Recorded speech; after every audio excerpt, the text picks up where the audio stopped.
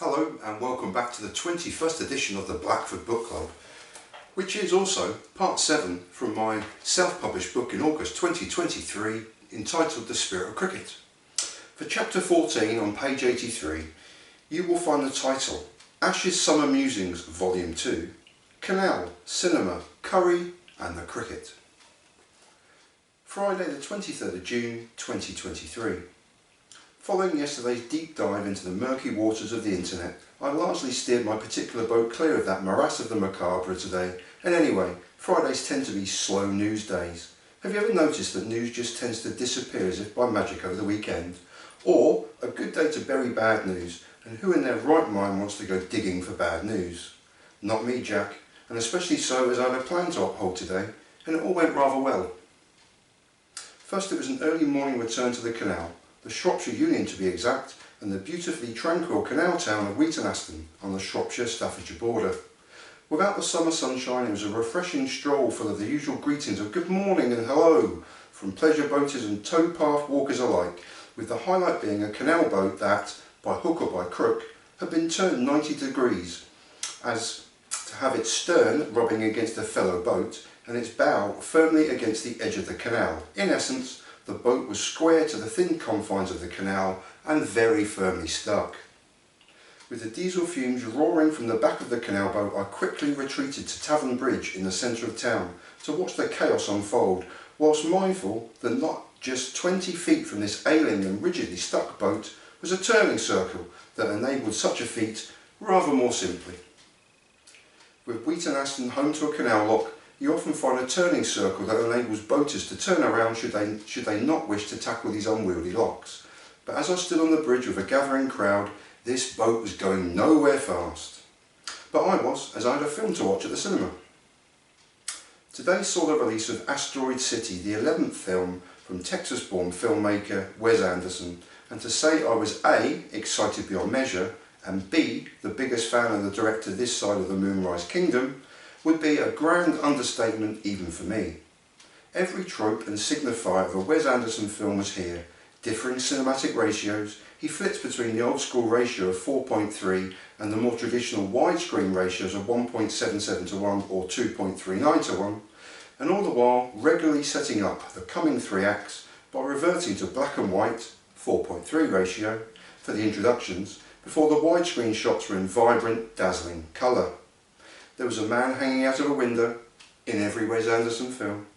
The camera static before jolting moves to the left and right with the surreal narrative on screen, and an ensemble all-star cast providing a quirky and off-kilter story set in 1955 surrounding the titular asteroid, the testing of the atomic bomb, and of course, visiting aliens. The only regular aspect of a Wes Anderson film that was largely missing was his use of overhead shots on everyday objects, as well as a classical zoom-in close-up on his film's hero or heroine. But what was also largely missing was the surreal comedy he bathes his films in, and after smiling my way through an extraordinary beginning, I went in search of the comedic laughs and sadly didn't encounter many. Since leaving the cinema, I've mused long and hard on the film, and at the time of writing I'm a mixture of befuddled and disappointed. It is beautiful, stunning even, and yet again in the director's style has an unreal picture book quality to it, and one of the many reasons for my quarter of a century of adoration for the American director. In many ways it's the most Wes Anderson film Wes Anderson has ever created, but there's something missing besides the comedy, and despite the film bordering on the surreal, it also felt like his most serious film to date, full of existential angst surrounding our place in the world, and so I have to report that it surprises me to note that the human heart seems missing from his new film too, a charge that can't be levelled at his filmmaking genius for the genuine masterpieces that have come before it. Anyway, I'm going to see the film again tomorrow with my son, so please don't tell him I've already seen it, as he'll be furious I went without him today. Can we keep this a secret between ourselves, and I'll report back tomorrow as to my findings when I watch the film again? Cricket, you say? I'm coming to that shortly, but first the third of today's 4 C's that I promised myself was a curry, and a homemade delight it was too. Where once this culinary dish was the preserve of the Indian subcontinent, it has strangely become a staple of the English diet, and almost seen now as quintessentially British or English. bastardising another British institution from years gone by, and the magnificent BBC show Blackadder, cultural appropriation was just something that happened to other people, wasn't it? I don't expect you, dear reader, to have read the headlines I too try desperately to avoid, but the gutter press of tabloid doom can't resist rolling out the yearly chicken tikka masala is now regarded as the Brits' top choice for a meal. So far so boring, and I tend to agree, but please do picture your favourite cricket correspondent tucking into a curried feast whilst relaxing into the highlights of yet another scintillating day's Test match cricket from Tavern Bridge in Nottingham, and the second day of the Ladies' Ashes Test match between England and Australia. Refreshing your memory, day one ended with the visitors racking up a mightily impressive total of 328 for 7, with Australia scoring at least 100 runs in each of the 3 sessions of play, and Elise Perry falling just 1 run short of an Ashes century. I concluded yesterday's diary entry by suggesting England would need to bowl out Australia for 375, but instead, and continuing a theme of sorts, the visitors added over a century of further runs for the loss of just 1 wicket in the morning session, to be 439 for 8 at the lunch break, before finally being bowled out for a mammoth runs total of 473 by the middle of the afternoon.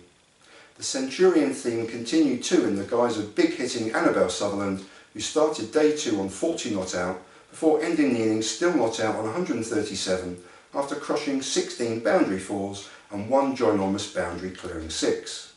England's shattered bowling attack were once again thankful for the brilliant spinning guile of Sophie Eccleston, who finished with an Ashes fifer, or 5 for, and figures of 5 wickets for 129 runs from her 46 overs, over a third of the entire team overs bowled by England. Eccleston in fact wrapped up the Aussie first innings by first trapping Kim Garth LBW for 24, before brilliantly taking a return caught and bowled catch to dismiss Darcy Brown for 5. But make no mistake, at the midway point of day 2, the Australian ladies are a long way ahead in this Test match, and with a very imposing first innings runs total on the scoreboard. What advantage the Aussies did have they rather squandered with loose and wayward bowling with the new ball, and particularly so 20-year-old Darcy Brown, who really impressed me with her swing bowling during the last Ashes series in Australia. England rather countered to 68 for 1 at the tea break for the loss of Emma Lamb for just 10 runs, but this enabled the post-tea century partnership between Tammy Beaumont and Captain Heather Knight, with the England skipper's style forever reminding me of ex-men's England captain Joe Root with his upright and correct batting prowess.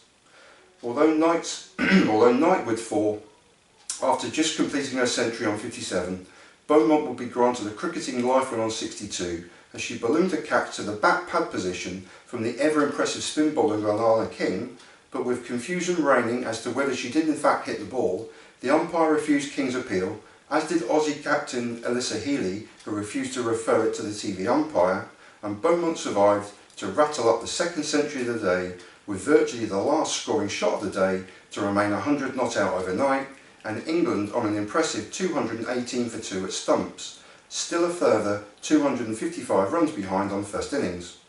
Accompanying Beaumont not out overnight is the bludgeoning and big-hitting Nat Sciver-Brunt, who continues to impress me every time I watch her post the last Ashes series to remain 42 not out at the end of day 2, smashing 7 boundary 4s from the 58 balls received to date.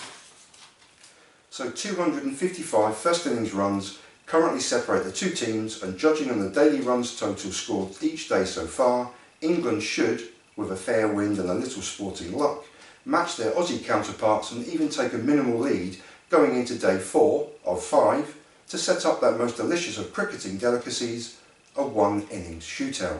All of which is for the sporting future, and for the highlights I'm immensely looking forward to watching tomorrow evening.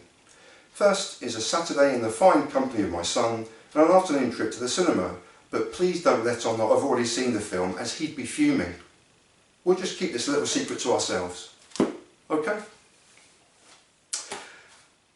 And with a couple of stumbles, that is episode 21, part 7 from my self-published book, The Spirit of Cricket.